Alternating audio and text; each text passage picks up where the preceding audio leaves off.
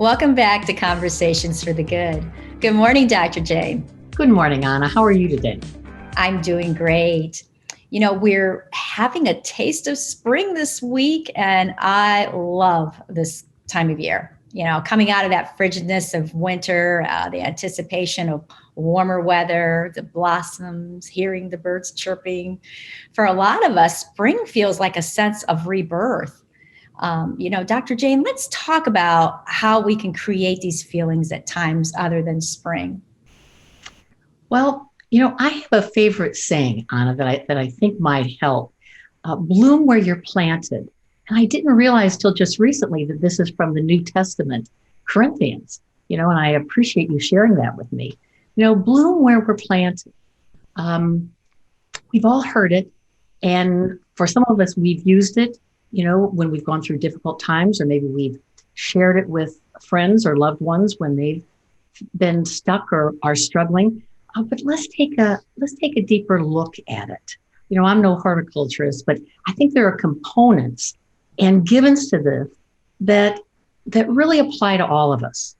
So think about seedlings. Seedlings are inherently equipped with genetic material that allow them to evolve and grow to whatever their specific species happen to be, with very distinct characteristics, according to that particular species when they're full grown. Think about like the acorn, it is hardwired. And with the right environment, it has every possibility to be an oak tree. Mm-hmm. And often seedlings only need a minimal amount of nurturing in nature to reach that potential, that minimal nurturing, like sunlight and water and dirt and hopefully not too much predatory kind of influences like squirrels. Like the squirrels in my yard certainly had prevented me from having, no additional oak trees. Yeah. So it's about looking at this piece, that's inherent wiring. Yeah, I'm happy you brought that up because, and I love that analogy as well. But, under that supportive influences, that acorn is able to flourish and become that mighty oak. Yes. And, Anna, the word that is key here is flourish. So taking the analogy, bloom where you're planted, and applying it to us, we're encoded with a certain potential. And during a lifetime, we may at times struggle, which allows us to survive.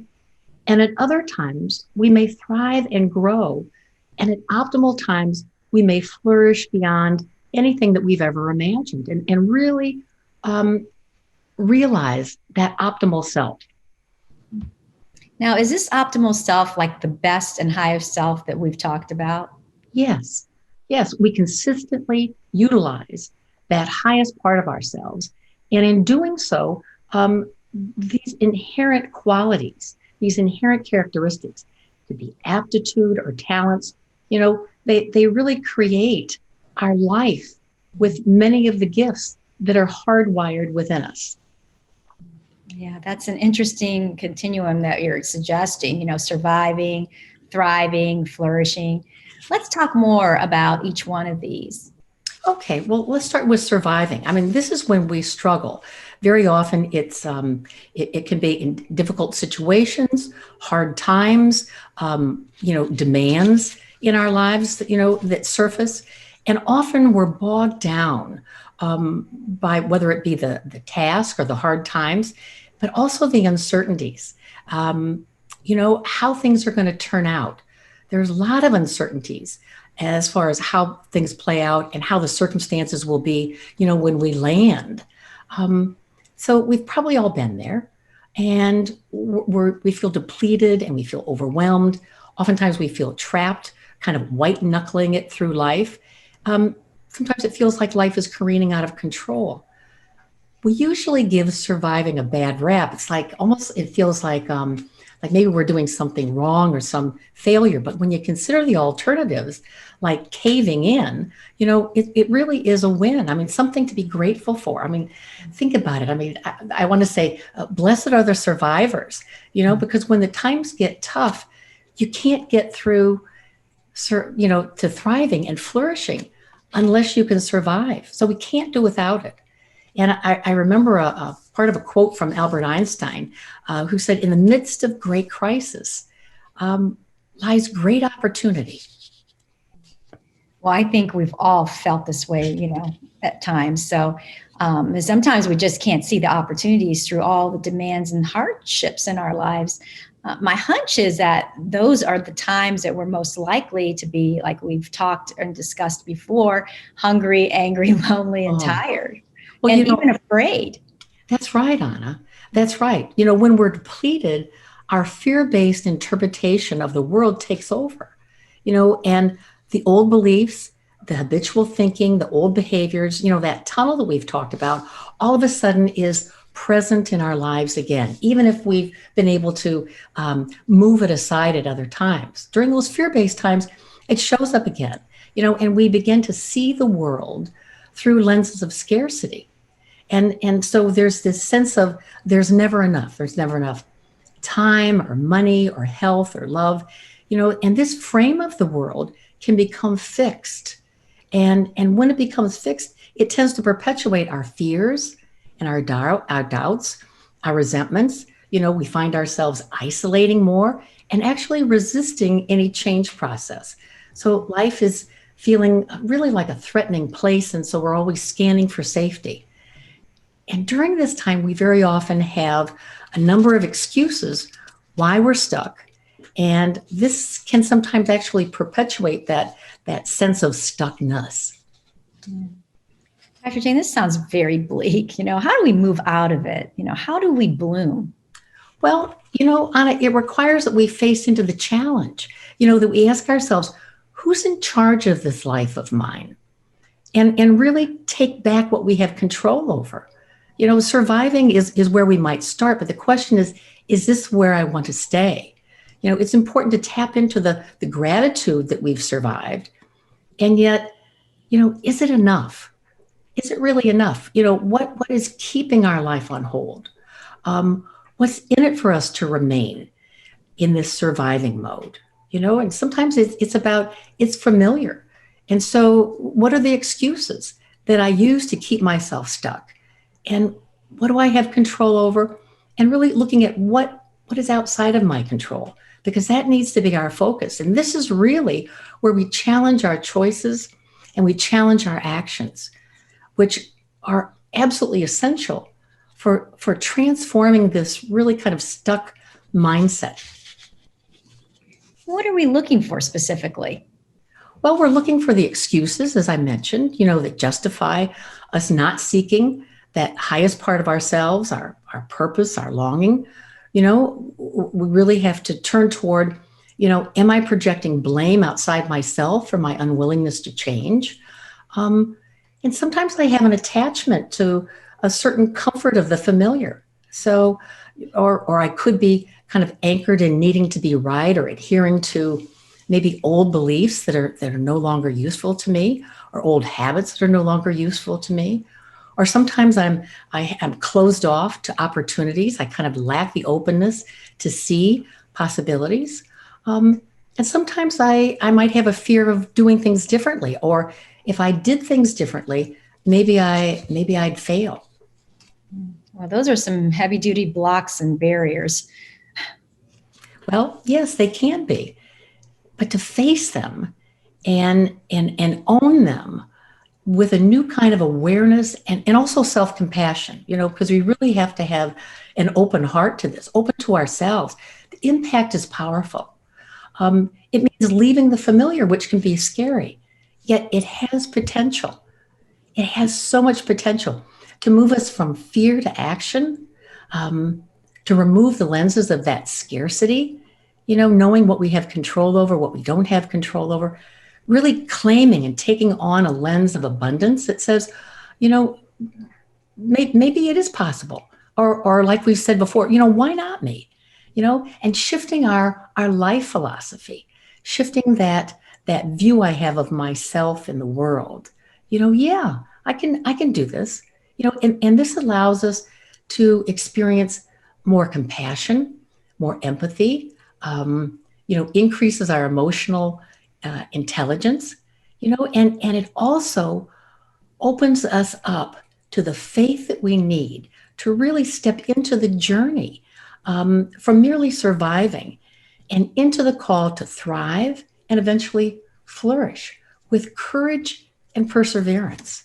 I mean, it's an amazing piece when we begin to recognize and really use this new kind of open, growthful mindset, that's anchored in honor and integrity, and that allows us a vision to see the possibilities that weren't apparent before, you know, and the confidence to begin to seek these things for ourselves. Yes, well, listening to you, it sounds like a veil lifts. This is when we discover hidden dimensions of ourselves and possibilities, along with the energy to act on them.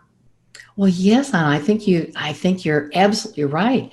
We feel a strong clarity regarding what we have control over, and we really opt for collaboration rather than competition. And this nourishes our sense of purpose and also our creativity. So this shows up differently for everyone. It's very, very individual, but the common thread is that it's tied to our sense of life purpose. So not so much, what we're going to do now, but how we want to live. We're determined to thrive, and we're open to all that's going to support and foster the quest to survive. So at this point, we're ready to enter the change process that we discussed in our conversation, Choosing to Wake Up video. Well, yes, and that always starts with present moment awareness. So we're deciding that we no longer want to reside as a survivor, right? Right. If there was one question that we could get the ball rolling, what would that be? Well, I think probably something like turning toward our lives and really asking what are the three main things that I allow to get in the way of me being my best and highest self. I think that's where we can start, because this forces us to see really how we're stuck in the familiar and how it keeps our lives on hold. So our move to thriving challenges every aspect of our lives when we ask these three questions. Or this question with the three components. It may include things like minor actions. Things like, well, I need to lose weight, or I need to get to the gym, or I need to answer my emails promptly. And these are all good starters, but it runs much, much deeper than that. Thriving rewires the neural system. It changes the brain. It requires a personal resolve to target every aspect of our lives: mental, emotional, physical, spiritual, occupational, relational, even recreational, what we do for fun and entertainment. Thriving is a whole person endeavor. We, as we create it in our life, we feel more purpose and we feel more vitality, more creativity. It really raises the quality of life in general. So thriving is not about acquiring possessions, but doing different things which may be uncomfortable at first because they're not familiar. And this results in a more vibrant life. That's what you're saying, right? Yes, yes. And we must embrace the change across multiple dimensions for the long haul, over time. Fortunately, we only have to do it one day at a time. But this is energized with an attitude of gratitude, a gratitude that we're recognizing a new path and deliberately choosing to follow it rather than opting for that old, easier, softer way of the familiar. So it sounds to me like, so many components involve knowing and staying tuned into ourselves. Yes. As survivors, we have to know what our strengths are and also what our weaknesses are. It's important that we know how we're unique, and also, when am I operating out of my best self? I have to know what nourishes me, what depletes me. Who are the survivors in my life? And am I spending time with them? Do I know the qualities that really make them survivors? And it's also about knowing our passions, both those that are recognized and unrecognized, and choosing activities and looking at what activities I've already been involved in that utilize my strengths and my skills and those passions. And it's also about knowing when to say yes and when to say no. So all of this enters into the design and the plan to address, various parts of life and make the revisions and the corrections and the changes that are necessary. So, Dr. Jane, let's toss out a few things that are supportive of this process. Well, sure. First of all, taking time to really thoroughly explore how I want to feel, not just what I want to do, how I want to feel. Keeping track of my peak experiences. When have I been operating at my best self? That really thriving self, and remind myself of this. And what were the main ingredients of those experiences? I also, and we've talked about this in the past, Anna, the whole idea of the vision boards. These are wonderful supports to help us anchor in the change process and really maneuver ourselves into that best part of ourselves. And also seeking inspiration, inspirational quotes. You're wonderful at sending those, across the text, and I look forward to them every day. Also podcasts, inspirational seminars and webinars, and also to continue to seek action outside of our comfort zone. Try on new things. And I also want to say that humor and playfulness, a lightness in our life, can also add the vibrancy that we need to persevere. And last but not least is loving kindness. I'm a firm believer in saying a meditation, a loving kindness meditation on a daily basis. I think it's enormously helpful. Yes, I know that's been very helpful for me over the years. I love those loving kindness meditations. They're wonderful. Surviving is often doing the same old, same old, and wanting these things to be different. And thriving is what puts us out on a different track of being all that we can be, the best version of ourselves. So where does flourishing come in? Well, Anna, the words thrive and survive are oftentimes used interchangeably. Although thrive is a verb and flourish can be both a noun and a verb, they're often, used, as I say, interchangeably. Flourish comes from the Latin root, which means a flower. And in our original analogy of bloom where you're planted, I spoke of nurturing the seedling. So that it can mature, so that it can reach its potential. And we also have hidden potential, as I've mentioned, and that hidden potential can be actualized in the proper conditions.